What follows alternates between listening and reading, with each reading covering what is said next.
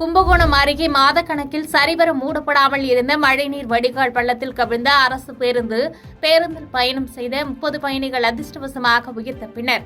தஞ்சாவூர் மாவட்டம் கும்பகோணத்திலிருந்து திருப்பூர் நோக்கி அரசு பேருந்து ஒன்று வந்து கொண்டிருந்தது. பேருந்தை திருநாகேஸ்வரம் பகுதியைச் சேர்ந்த சிற்றரசு என்பவர் ஓட்டி சென்றார். கும்பகோணத்தைச் சேர்ந்த மாதவராஜ் என்பவர் நடத்துனராக பணியில் இருந்தார். பேருந்து தஞ்சை கும்பகோணம் தேசிய நெடுஞ்சாலையான கீழவழுத்தூர் பகுதியில் வந்து கொண்டிருந்த போது திடீரென ஓட்டுநரின் கட்டுப்பாட்டை இழந்து அங்கு மாதக்கணக்கில் பணிகள் முடிக்கப்படாமல் அரைகுறை பணிகள் முடிவுற்ற நிலையில் தோண்டப்பட்டிருந்த மழைநீர் வடிகால் பள்ளத்தின் மீது பேருந்து கவிழ்ந்தது. இதில் அந்த பேருந்தில் பயணம் செய்த 30 பயணிகளும் ஓட்டுநர் மற்றும் நடத்துனரும் அதிர்ஷ்டவசமாக எவ்வித காயங்களும் இன்றி உயிர் தப்பினர். உடனடியாக பேருந்தில் இருந்த பயணிகளை மீட்ட அக்கம்பக்கத்தினர் மற்றும் நடத்துனர் பயணிகளை வேறொரு பேருந்தில் ஏற்றி அனுப்பி வைத்தனர்.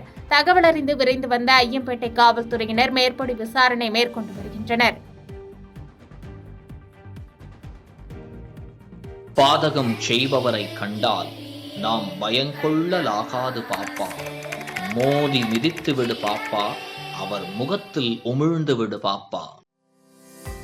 அண்மை செய்திகளை உடனுக்குடன் தெரிந்து கொள்ள இணைந்திருங்கள் இயம்நாடு தொலைக்காட்சியுடன்.